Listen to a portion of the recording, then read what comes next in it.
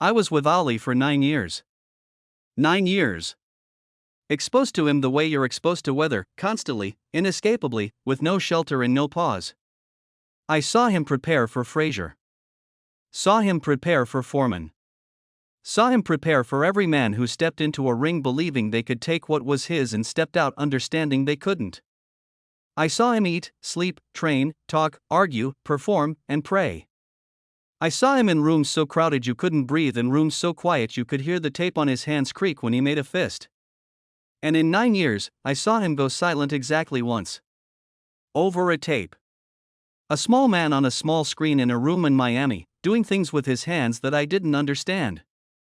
And Ali watched it 11 times. That's the voice of a man I'll call Ray, not his real name, at his request. He was part of Ali's inner circle from the late 60s through the mid-70s. His role was fluid, part assistant, part sparring partner, part logistical manager, part witness. He was the kind of person who exists in the orbit of greatness not because he sought it but because he was useful. He carried bags. He held mitts. He drove cars to airports at 4 in the morning. He made sure the right tape was in the machine when Ali wanted to study an opponent. And he watched. For 9 years, he watched Muhammad Ali the way a field biologist watches a rare species, with constant, attentive, professional observation. He agreed to talk to me after a long and indirect chain of introductions. He didn't want his real name used. He didn't want to be the center of the story. "This isn't about me," he said, 3 times, before the recorder was even on. "This is about what I saw." And what I saw was Ali going quiet. And Ali didn't go quiet. In the last story I told you, Bruce Lee made a phone call from a bed in Los Angeles. Month 5 of a 6-month recovery from a spinal injury that 3 doctors said had ended his career. A rotary phone, a damaged spine, and a conversation with Muhammad Ali that lasted over an hour. I told you I wouldn't reveal what was said. I'm still not going to, not all of it. But after that phone call, Bruce sent something. A physical object. A tape. A training tape. Footage of himself working out, drilling, demonstrating the techniques and principles he'd been developing in his notebooks during 5 months of forced immobility. He recorded it in his training space, the small, garage-like room that had been the setting for Coburn's lessons, for the karatist's dismantling, for the quiet revolution that had been building since 1967. He recorded it alone. No audience. No students. No performance. Just a man and a camera and the movement that his rebuilt body could now produce. He sent it to Ali's camp. And what happened when Ali watched that tape is the story I'm about to tell you. I need to be upfront about the limitations of this account. I never spoke to Ali. By the time I started this research, the years and the illness had placed him beyond reach. What I have is Ray's testimony. One man's memory of watching another man watch a tape. 3 layers of observation: Bruce on the screen, Ali watching the screen, Ray watching Ali. Each layer filters the story through a different lens. Each layer adds its own distortion. I know this. Ray knows this. But the core of what he describes, Ali's escalating engagement, the silence, the 5 words at the end, is consistent with what I've been able to verify through other sources. And the emotional truth of it, the effect it had on Ray, the way he carries it 30+ years later, is not the kind of thing a person constructs. It's the kind of thing a person endures. This is not a who would win story. I want to be clear about that from the beginning because the question follows Bruce Lee and Muhammad Ali like a shadow, and I'm not interested in it. The question is juvenile. It misunderstands both men. It reduces 2 of the most sophisticated minds in combat history to action figures and smashes them together to see which one breaks. I'm not doing that. Ali wasn't doing that when he watched the tape. What Ali was doing was something far more interesting and far more revealing. He was reading. Ali's entire genius, the thing that made him not just great but unprecedented, was his ability to read human movement. And on that tape, for the first time in his career, he encountered movement he couldn't read. What that meant, and what it cost him, and the 5 words he said when he was finished, that's the story. But I'm going to make you wait for those 5 words. Because they need to arrive at the right moment. And the right moment is after you understand who Muhammad Ali was in 1971. Not the myth. The mechanism. Muhammad Ali in early 1971 was not merely a boxer. He was an event. A phenomenon. A disruption in the cultural atmosphere that registered on instruments designed to measure completely different things. He was 29 years old. He was the most recognized face on the planet, more recognized than any president, any movie star, any religious leader. He had been banned from boxing for 3 years for refusing the Vietnam draft, had his title stripped, had been called a traitor and a coward by people who had never risked anything in their lives, and had returned to the ring with the kind of furious, unbowed, absolutely undiminished self-belief that made his critics' heads hurt and his supporters weep. He was about to fight Joe Frazier. The fight of the century. March 8, 1971. Madison Square Garden. Two undefeated heavyweight champions. The most anticipated sporting event in human history to that point. The world, literally, the world, was watching. And Ali was in Miami. Training. Surrounded by his entourage, 15, 20 people at any given time. Trainers. Sparring partners. Assistant trainers. Guys who wrapped his hands. Guys who held his bags. Guys whose job description was unclear but whose presence was constant. Journalists who had been granted the kind of access that would be unthinkable today, sitting in folding chairs around the ring, watching Ali spar, scribbling notes while the greatest athlete of the century performed 3 feet from their notepads. Nobody got close unless they served a purpose. This is Ray's characterization, and it's important. Ali's world was permeable, it looked open, looked chaotic, looked like a carnival where anyone could wander in. But the permeability was managed. There was a system. If you were useful, if you held mitts, if you sparred well, if you kept the schedule, if you made Ali laugh, you stayed. If you weren't useful, the system expelled you. Not cruelly. Just efficiently. Ali's attention was the most valuable commodity in the room, and the economy of that attention was ruthlessly managed by the people around him. Into this economy, the tape arrived. A package. Mailed to the training camp. Bruce Lee's name on the return address, which meant nothing to the mailroom, nothing to the assistant who sorted packages, nothing to anyone in Ali's orbit except perhaps Ali himself, who had spoken to Bruce on the phone weeks earlier and who had, in some private chamber of his extraordinary mind, filed the conversation under a category that Ray never learned the name of. The tape went into the pile. The pile was large. Everyone wanted Ali's attention. Promoters sent tapes of potential opponents. Television networks sent tapes of interview requests. Fans sent tapes of themselves, hoping for a glance, a comment, a moment of recognition from the most famous man alive. The pile was triaged by importance, and a training tape from a martial artist in Los Angeles did not rank high on the triage scale of a man preparing to fight Joe Frazier. But Ali had asked for it. That's the detail that saved the tape from the pile. At some point Ray isn't sure of the exact conversation Ali had told someone in his circle that a tape was coming and that he wanted to see it. The instruction was relayed. The tape was separated from the pile. And on an afternoon in Miami, between training sessions, in the downtime that Ali filled with talk and movement and the constant performance of being Ali, Ray put the tape in the machine. The television was a monitor in the training facility. Not large, the kind of institutional screen that gyms and offices used in the early 70s. The image quality was what 1971 home video looked like, slightly grainy, the colors slightly washed, the particular soft focus texture of analog tape that modern eyes read as old, but that was, at the time, simply what the world looked like when you recorded it. On the screen, Bruce Lee. In a training space. Small, bare, the same room that had appeared in the previous stories, the mirrors, the wooden dummy, the clean floor. Bruce was wearing a t-shirt. Dark pants. Bare feet. He was alone. No audience, no students, no one to perform for.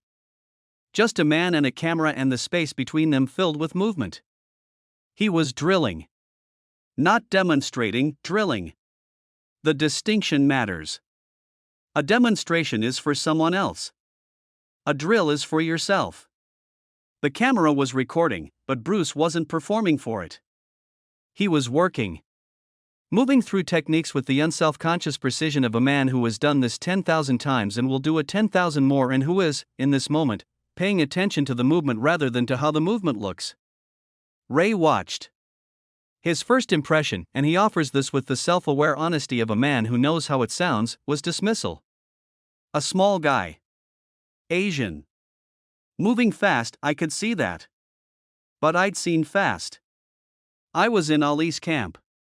Fast was what we did. Ali was fast.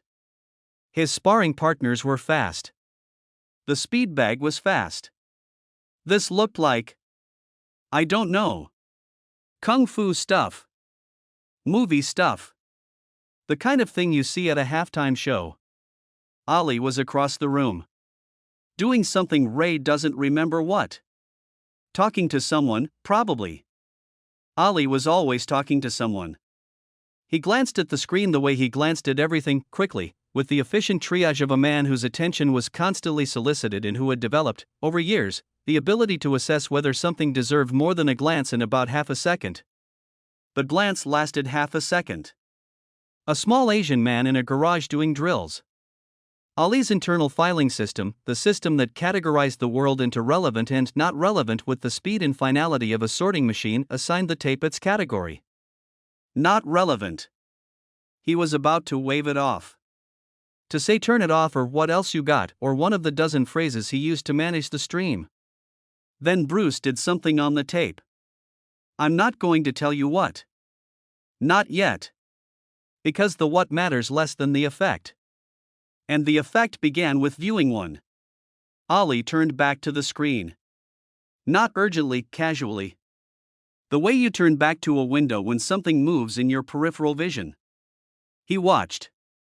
The tape ran. Bruce moved through a sequence of techniques, strikes, footwork, transitions, with the speed and precision that characterized everything he did. Ali watched for maybe 4 minutes. The length of the tape, or close to it. He laughed. Little guy's fast. 3 words. Delivered with the easy, magnanimous dismissal of a man who was the fastest heavyweight in boxing history, acknowledging that someone else, in some other discipline, also possesses speed. It was a compliment the way a king's wave is a compliment, bestowed from above, carrying no implication of equality. Little guy's fast. Good for him. Next. He turned away. And then he turned back. Play that again. Ray rewound the tape. Not the whole tape. Ali specified a section. A portion somewhere in the middle. Ray found it, approximately. The tape played. Ali watched. He wasn't laughing. Ray noticed this the way you notice a change in weather, not the specific cloud or the specific drop in temperature, but the overall shift. The atmospheric pressure in the room had changed. Ali's face had changed. Not dramatically. Not the wide-eyed shock that movies use to signal revelation. A subtler shift. The muscles around his eyes had tightened. His jaw had set slightly. His posture had moved from casual to engaged, the difference between a man sitting in a chair and a man sitting forward in a chair. The difference between watching and studying. This was the face Ray recognized. He'd seen it hundreds of times, in hotel rooms before fights, in training facilities. In the pre-dawn hours when Ali studied tape of opponents.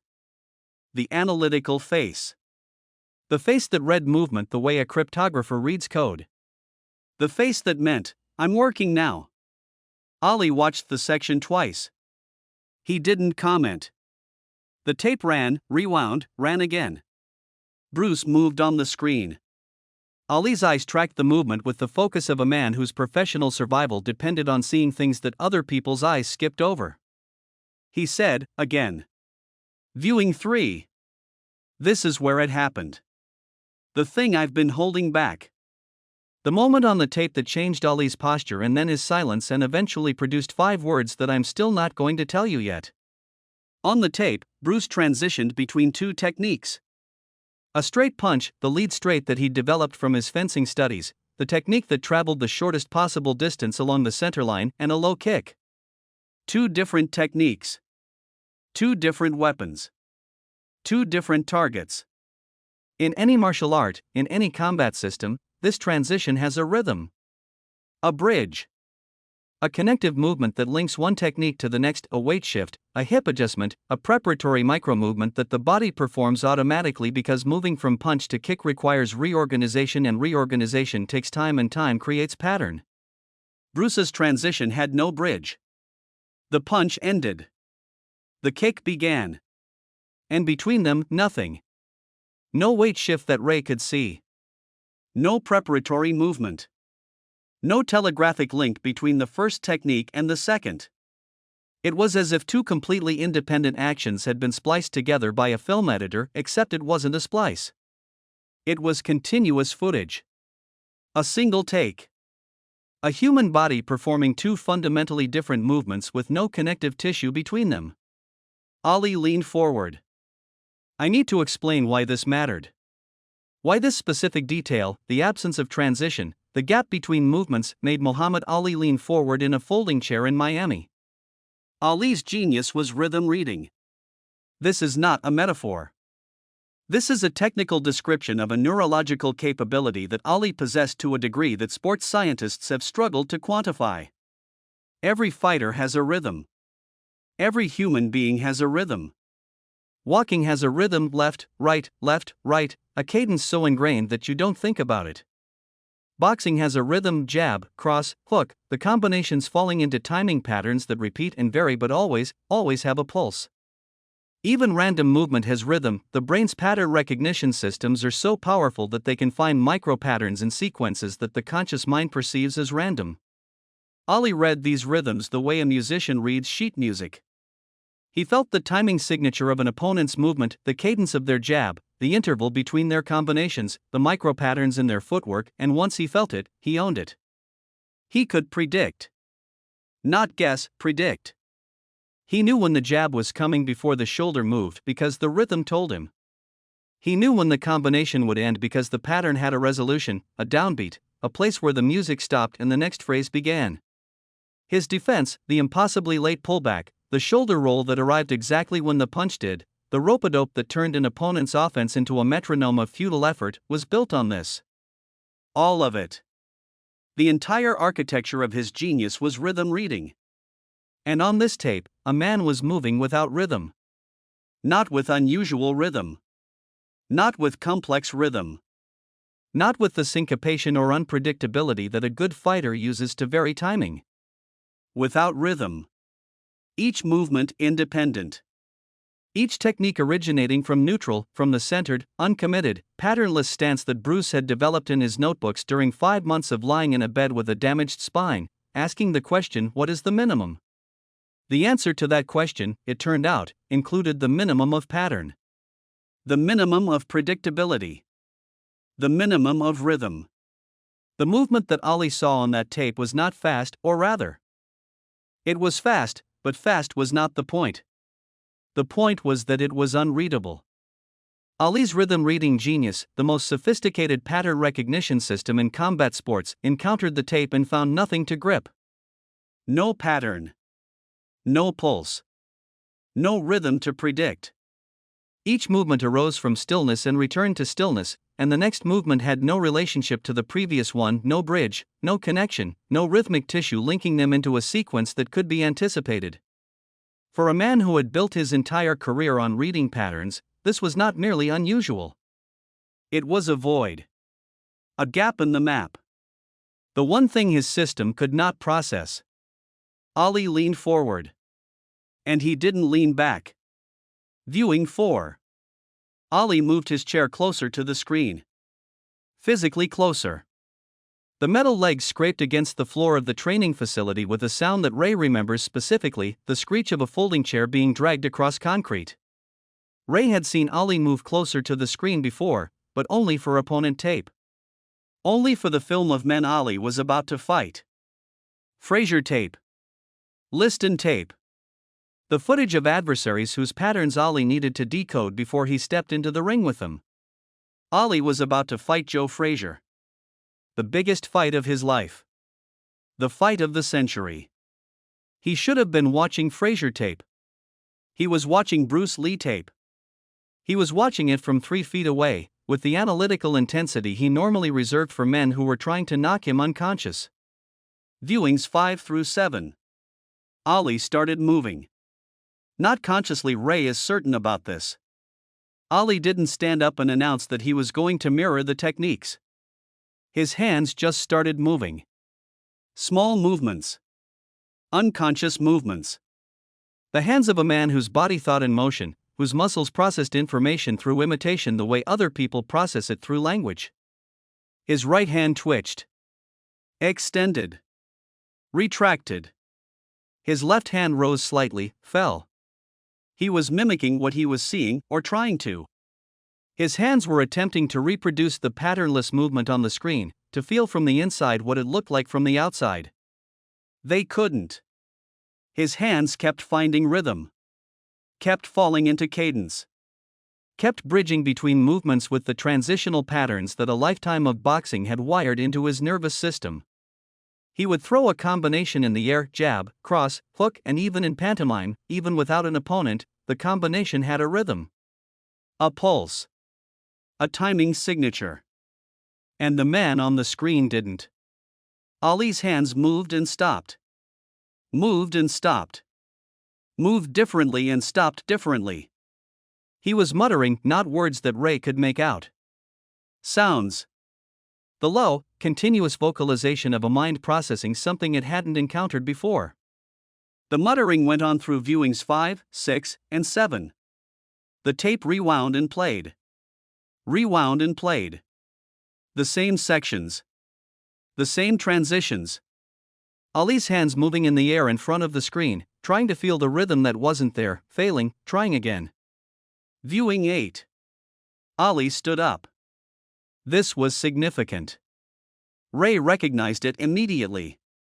Ollie watched tape sitting down. Always. In 9 years, Ray had never seen him stand up during film study. Standing meant the eyes weren't enough. Standing meant the body needed to be involved. Standing meant the information on the screen had exceeded the capacity of visual processing and required full physical engagement. Ollie shadowboxed. 30 seconds.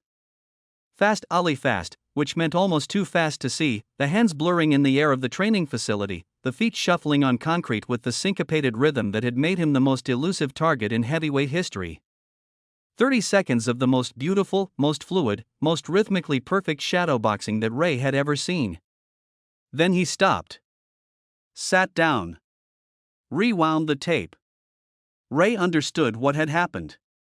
Ollie had thrown his own combinations at full speed, with full commitment, and then immediately returned to the tape. He was comparing. Feeling the rhythm in his own movement, the pattern and pulse and cadence of his own genius. And then looking at the screen and seeing its absence. Looking at a man who moved without the thing that Ollie's movement was built from. And the comparison frightened him.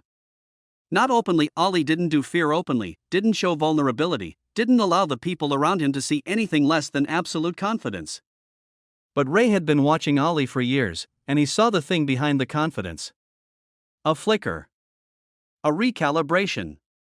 The micro-expression of a man who has just discovered that his map has an edge, and he's looking over it. Viewings 9 and 10. Silence. I need to take time with this because Ray takes time with it. He returns to it 3 times in our conversation. He circles it the way you circle a thing you can't quite believe even though you were there and you saw it with your own eyes. You have to understand. Ollie was never silent. Never. Silence was not in his vocabulary. It was not in his chemistry. He talked while eating. He talked while training. He talked while getting his hands wrapped. He narrated his own life in real time, a running commentary on everything he did, everything he saw, everything he thought, delivered at a volume and a speed that matched his hands. Ollie talking was like Ollie breathing. It was automatic. It was constant. It was the background radiation of his existence. And for viewings 9 and 10, maybe 20 minutes, maybe a little more, he didn't say a word. Not one word. Not a comment, not a joke, not a prediction, not a rhyme. Nothing. The tape played. He watched. I sat in my chair and I listened to the silence, and I'm telling you, I'd been with that man for years. I'd seen him face down George Foreman in Zaire. I'd seen him take punches from Joe Frazier that would have killed a normal person. I never once, not once, saw anything shake him the way that tape shook him. Because it didn't shake his body. It shook his system. It showed him the one thing his system couldn't handle. And he went quiet while he figured out what that meant. The silence of that room. I want to describe it because Ray described it to me, and the description has stayed with me the way certain images stay burned in, persistent, returning at unexpected moments. The room was not quiet. The training facility was never quiet. Down the hall, someone was hitting a heavy bag, the rhythmic, metronomic thud-thud-thud of leather on leather that was the heartbeat of any boxing gym. The speed bag rattled somewhere. Voices from another room, sparring partners, trainers, the perpetual murmur of Ali's extended camp. The television hummed. The tape hissed in the way that analog tape hisses, a soft, continuous white noise underneath the image. What was absent was Ali. Ali's voice. Ali's commentary. Ali's narration of his own experience. The space where that voice should have been, the space it always occupied, had occupied so consistently and so completely that its presence had become invisible in the way that gravity is invisible, that space was empty. And the emptiness was louder than the voice had ever been. Ray sat in his folding chair and breathed and watched Ali watch the tape and counted the seconds of silence because he didn't know what else to do. He had no framework for this. 9 years, and he'd never needed a framework for Ali being quiet. It was like developing a framework for the sun not rising. You don't prepare for it because it doesn't happen. It was happening. 20 minutes. Maybe more. The tape played and rewound and played. Bruce Lee moved on the screen is small, precise, patternless. Ali watched. And the room held its breath. Viewing 11. Ali stood up. Not abruptly. Not the explosive, dramatic rising that Ali used in public, the spring to his feet, the arms raised, the voice booming. This was slow. Deliberate. The standing of a man who has finished a process and arrived at a conclusion and needs to be vertical to deliver it. The standing of a man who has spent an hour in a chair and 20 minutes in silence and has, in that silence, traveled somewhere that the people around him cannot follow. He faced the screen. Bruce was still moving on the tape, the loop still playing. The small man in the garage still drilling with the patternless efficiency that had held Ali's attention for 11 viewings. Ali watched for 3 more seconds. The silence continued. Ray didn't breathe. Then Ali said 5 words. That little man is different. 5 words. Delivered not in the Ali voice, not the booming, performing, world-addressing voice that had declared, "I am the greatest" 1,000 times. In a different voice. Quieter. Lower.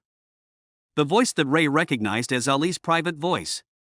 The voice he used when the cameras were off and the audience was gone and the performance had been set aside and the man underneath was speaking. That little man is different. He turned off the tape. He walked out of the room. He didn't explain. He didn't elaborate. He didn't perform the moment the way he performed most moments, with commentary, with context, with the narrative framework that Ali draped over his life like a costume. He just left. 5 words in the air. A blank screen. A room full of silence that hadn't been there an hour ago and that wouldn't fully dissipate for days. Ray sat in his folding chair and looked at the dark screen and tried to understand what he'd just witnessed. I sat there, he told me, and I thought, I just watched Muhammad Ali, the loudest man alive, go quiet. Over a tape. Over a little guy in a garage. And I didn't understand what I'd seen. I still don't. Not fully. Different. I need to stay with that word because it's doing more work than it appears to be doing.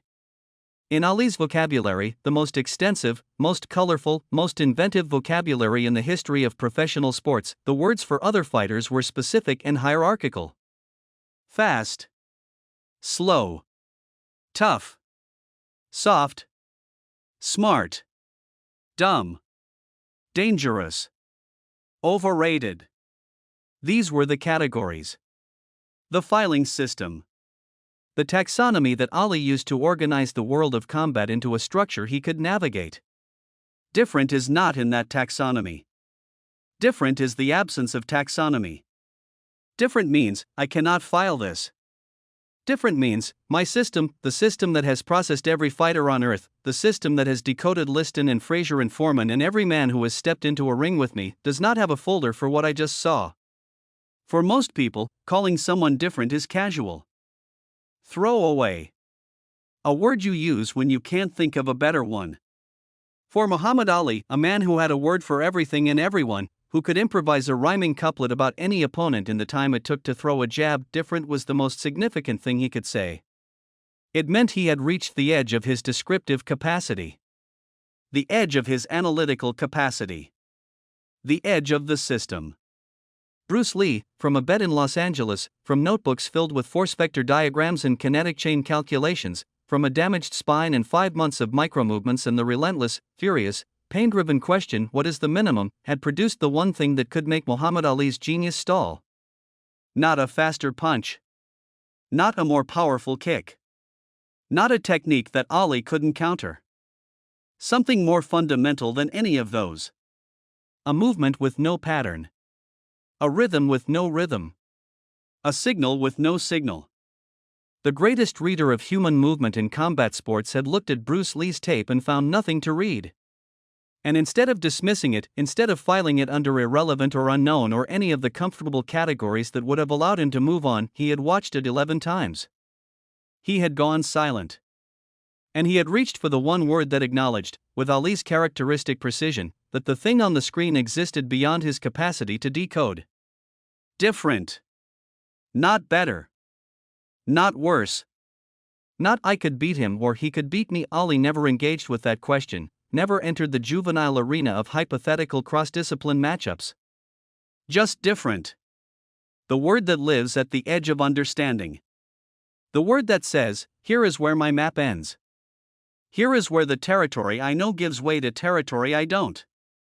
And in that territory, there is a man in a t-shirt, moving without pattern. And I cannot tell you what he will do next because the system I use to predict human movement has no purchase on what I'm seeing.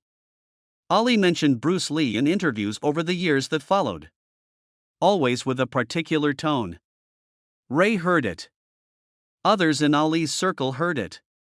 A tone that the people around Ali recognized because Ali used it for a very small number of people, the tone of genuine respect, stripped of performance, stripped of the theatrical admiration or theatrical contempt that Ali deployed for public consumption. When Bruce Lee's name came up, Ali didn't perform.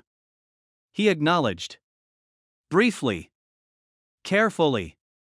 With the economy of a man who understands that some things are diminished by elaboration. He never said, I could beat Bruce Lee. The question was asked, it was always asked, by interviewers who couldn't resist the fantasy, by fans who needed the hierarchy, by the culture's relentless need to rank and compare and determine who was the greatest in every conceivable category. Ali deflected. Or he said something that sounded like a deflection but wasn't, something that, if you listen carefully, was an acknowledgement. That was a fast man. He was something else. Phrases that seemed casual and were, in fact, precise. The precision of a man who had studied the tape 11 times and arrived at a verdict and didn't need to revisit it. Ray left Ali's circle in the mid-70s. He didn't leave dramatically, he aged out, the way people in entourages age out when the circus moves on and the roles shift and the usefulness that justified your presence becomes less useful. He went back to a quieter life. He trained fighters. Small-time, local. He held mitts and wrapped hands and watched young men learn the rhythms that Ali had mastered and that Bruce Lee had transcended. He still doesn't fully understand what he saw that afternoon in Miami. 30-some years later, sitting across from me, holding a cup of coffee the way all the men in these stories seem to hold cups of coffee, carefully, with large hands that have spent their lives in service of violence and have learned, somewhere along the way, to also hold fragile things, he returns to the same word. Silent. I've seen Ali face things that would destroy a normal person. Fraser's left hook. Foreman's right hand. 3 years of exile. The government of the United States trying to break him. Nothing made him quiet. Nothing made him stop talking. He talked through everything. It was his weapon. It was his shield. It was his way of controlling the world. If he was talking, he was winning, because the conversation was on his terms. He pauses. And a tape of a little man in a garage made him stop. For 20 minutes. 20 minutes of Muhammad Ali not talking. That's not a normal event. That's not a thing that happens. That's a thing that happened once, in 9 years, and I was in the room, and I still feel it. The tape is gone. Almost certainly. Analog tape. 1971. The physical object that made Muhammad Ali go quiet for 20 minutes has probably been erased, recorded over, thrown away, lost in a move, degraded by time and humidity and the indifferent entropy that consumes all physical media eventually. The information on it, the specific sequences, the specific transitions, the specific patternless movements that Ali watched 11 times, is gone. Unrecoverable. A piece of history that exists now only in the memory of the people who saw it, and those people are fewer every year. But the effect persists. The 5 words persist. The silence persists, not as a sound, not as an absence, but as a fact. A data point in the history of 2 men who never shared a room and who recognized in each other, across the distance of a television screen and a mail tape, something that the rest of the world was still decades away from understanding. 11 viewings. That's how many times the greatest reader of human movement in boxing history watched a tape before he arrived at 5 words. 11 viewings to go from laughter to silence. 11 viewings to discover that the system he'd built to decode every fighter on earth had a limit. And the limit was 5'7", 135 pounds, and moved without rhythm in a garage in Los Angeles. The tape is gone. But what was on it? The broken rhythm, the patternless movement, the thing that Ali couldn't read and couldn't dismiss and watched 11 times and summarized in 5 words, didn't stay on a television screen in Miami. It traveled. It moved from a garage in Los Angeles to a film set in Hong Kong. It moved from a damaged spine's necessity into a visual language that would change how cameras captured violence for the next 50 years. It moved from a man in a t-shirt into the permanent vocabulary of cinema. How it got there, and the specific, documented, astonishing moment when a camera operator in Hong Kong looked through his viewfinder and saw something that had never been captured on film before, that's the next story. For now, I want to stay in the room in Miami. The tape is off. The screen is dark. The folding chair sits slightly closer to the monitor than it was an hour ago, 3 feet closer, scraped across concrete by a man who needed to be nearer to the thing he was trying to understand. The room is quiet in a way it has never been quiet before, because the man who fills it with sound is gone. He walked out. 5 words behind him like a wake. That little man is different. And somewhere in that word, different, there is an entire philosophy. A philosophy born from a bed and a damaged spine and the question, what is the minimum?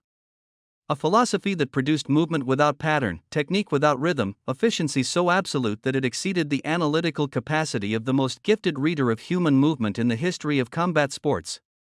Ali could read anyone. He read Liston. He read Frazier. He read Foreman. He read every fighter who ever stood across from him in a ring, decoded their rhythm, predicted their patterns, and danced around their intentions like a man who had already read the script. He watched Bruce Lee's tape 11 times and couldn't read a word. Different. The screen is dark. The chair is empty. The silence is still there, 30 years later, in a room in Miami that has probably been renovated or demolished or converted into something else by now. But the silence doesn't need the room. It lives in 5 words. And 5 words, it turns out, are enough.